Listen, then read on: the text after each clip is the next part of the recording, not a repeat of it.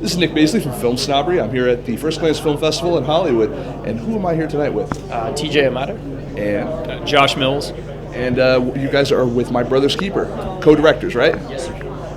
Where'd the project originate from? It actually originated from a short story. One night, we were sitting in the office late at night, and we got a call, which normally we don't take unsolicited material, but we just picked up the phone and started talking to this guy, and he sent us a story. We had to, Josh, you can kind of elaborate more. You were the one who picked the phone up. Yeah, it was basically this guy on the other end of the line had a really southern Georgia drawl, and he was talking to us about this story, we I told him to go ahead and send it over. Real nice guy, and I wound up reading it that night, and coming in the next morning, and TJ asked about it, and I was like, yeah, you should probably take a read. And long story short, it had some great undertones to it. It was really clever, and next time we talked to the gentleman about a week later, said, would you be interested in us doing a feature rendition of the short? He said, yeah, absolutely. It's funny because you think it would have been different if you didn't have the southern drawl, because that made it a little more safe. Because for me, if I called you, I'd been like, all right, guys, I got this wicked piss script for you guys. All right, you guys are gonna fucking love it. You'd be like, this guy from Boston, I don't know. He just sounds aggressive. We can't do that. Exactly, right? No, so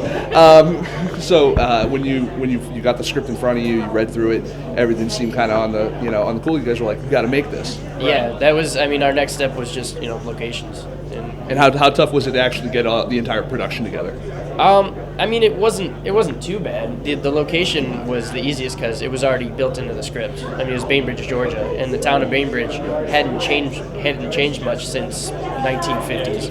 Yeah, so it was, when we got there, it was like filming on the back lot of a studio. So. That's wonderful. And where did you guys get the cast? We actually talked to a couple of the cast members earlier today, the brothers, and where did you find them at? Craigslist hookup, right? Man, you know what? I wish it was that easy. It was a fun process. It was strenuous because not only did we have to find guys that could act and hold the film, but they had to be twins, and we had to do that twice because if you watch the film, there's the rendition of them that are 8-year-olds. So we had to literally search the country to find the 8-year-olds, the 10-year-olds at the time, and we went up pulling them out of Kentucky. We found them locally here, even though we had a national, a national search. And we'd actually, they were one of the last people that came in. I think we were closing up for the day. After like 2 weeks of just, read after read after read, and we'd had a couple of people that were in mind, and they came in out of nowhere. They're theatrically trained. They blew us away. We're like, thank you. And it was just like we knew right then and there. Really that hard to find twins? It was. You'd be surprised how many twins you get, but how many that aren't trained at all. It's almost like they're there just for. Yeah, and a lot of times you'll get one, but it was fantastic. But the other guy will have no idea what he's doing. So then you've got to battle with that. Both of these guys came in and they blew us away. Did you guys get anyone show up that was like they weren't really twins, but they were trying to pull it off? No. We had casting directors that filtered all that out. Exactly. Awesome. So.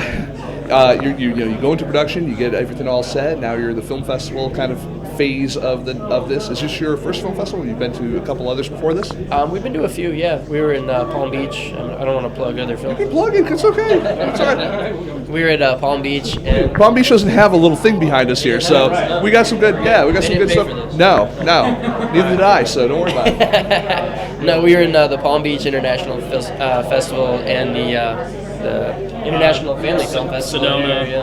Yeah, International Family Film Festival. We actually took home Best Feature Drama on that, and then we got nominated for Best Feature Film at International Palm Beach, and then we were also at the Sedona Film Festival here in Arizona. I've heard a lot of great things about Sedona. It was fun, man. That was a pleasant surprise. We had no idea how well organized that the festival was going to be, and we got there and the town was freaking beautiful. The whole town shows up for the festival too. They all come out to watch all the movies. You're about to watch your movie. Let's call it what it is.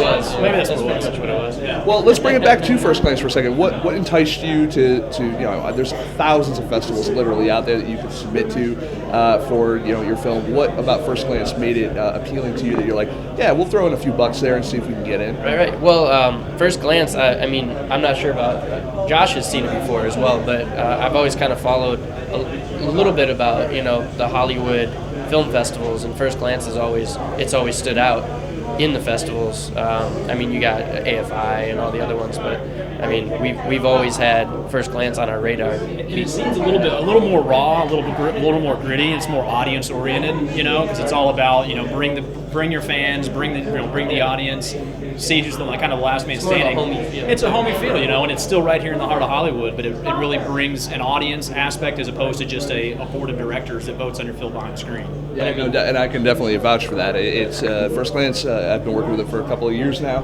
They've always been about, you know, quality programming, hence the reason why you're here, and you as well, and them, and everyone here. Quality programming and you know, kind of a buy for filmmakers by filmmakers type of situation. It's really kind of cool. What do you have? Where are you guys going next after First Glance? We actually have another movie that we're developing right now. We're pretty much almost done. Josh just actually finished the script up too. Yeah. We've got, it's kind of the yin and the yang. We've got one that's more of it's kind of I guess you could say more of a love story gone awry, more of a faith-based genre film like this. This is a biodrama. And then we also have another one that's an actual more of a biopic based off of a real-life mobster who passed away a couple of years ago. So it's like, that's definitely not a faith-based project. It's gritty, it's raw, it's real, and in this project we've been working on as well, Broken Bridge is what we're going to be shooting first, and that's probably going to be in June. The documentary about the mobster is actually done, and we're just starting to push that now. Oh, fantastic! Yeah, it's called Sugar Wars, and it's about a guy named Angelo Leonardo.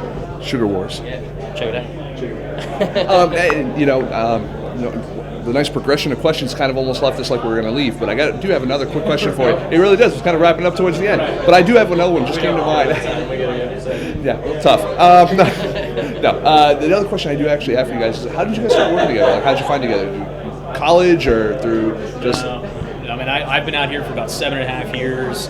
I used to produce reality TV in New York for Telepictures Warner Brothers, and I got transferred out here actually, and wound up leaving reality TV and starting to try and, you know, feel around to get into feature film. And, you know, basically at one point we found an angel investor. He was working at Relativity Media, and I gave him a call and was like, man, love Relativity, just saying. And he was there in the early days, so he was there when they were starting to rock and explode onto the scene. And, you know, I told him if I was able to get a guy to come in as an angel investor for Desert One Films, would you jump ship to come and be our president of production? He was like, shit, that's kind of hard, you know. He's like, but shoot, that was a tough.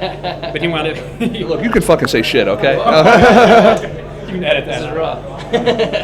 No, it's the net, sir. It's the net. You can be. You do whatever you want. Totally.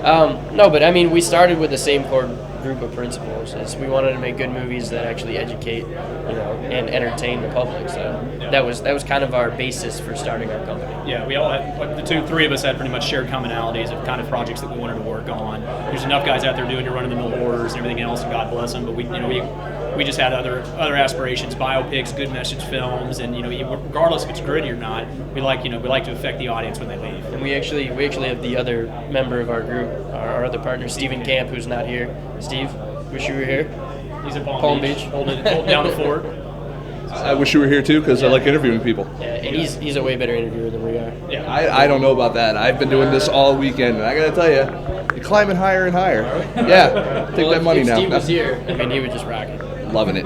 Well, and what? So, you know, between the three of you, anyway, what, you know, where do you guys fill in where each other is weakest? I mean, like, you know, what point do you go, like, I'm not as adept at this, so the other one steps in, or basically, what is the working relationship like?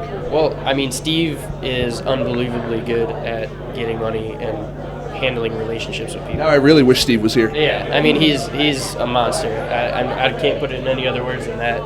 That's my weakness. Yeah, he's basically corporate development. You wind him up and you let him go, and he goes out there. And, you know, he single-handedly raised, you know, the multi-million-dollar budget for this film plus the money for P&A, and we're hoping to have this in the theaters by March of next year, 800 screens, and that's the marketing plan we built out, moving towards it. But he's definitely the anchor when it comes to being able to go out there and raise money and make it happen. Well, I'm left being now really excited to not only see this movie, but also to, you know, see what you guys are doing in the future with Sugar Wars and www.sugarwarsthemovie, right? .com. .com. Sugarwarsthemovie.com. .com. and while you're at it, you can go to FilmSnobbery.com, whatever, you know. Why do I? But I want to thank you guys, and I'm so happy to have you guys here. You know, you brought your crew and everything with you. So great to have you guys here repping the film here tonight at First Glance, and we hope you enjoy the rest of your time here. Awesome. Thank you for having me. Thank you. Thank you. Appreciate it.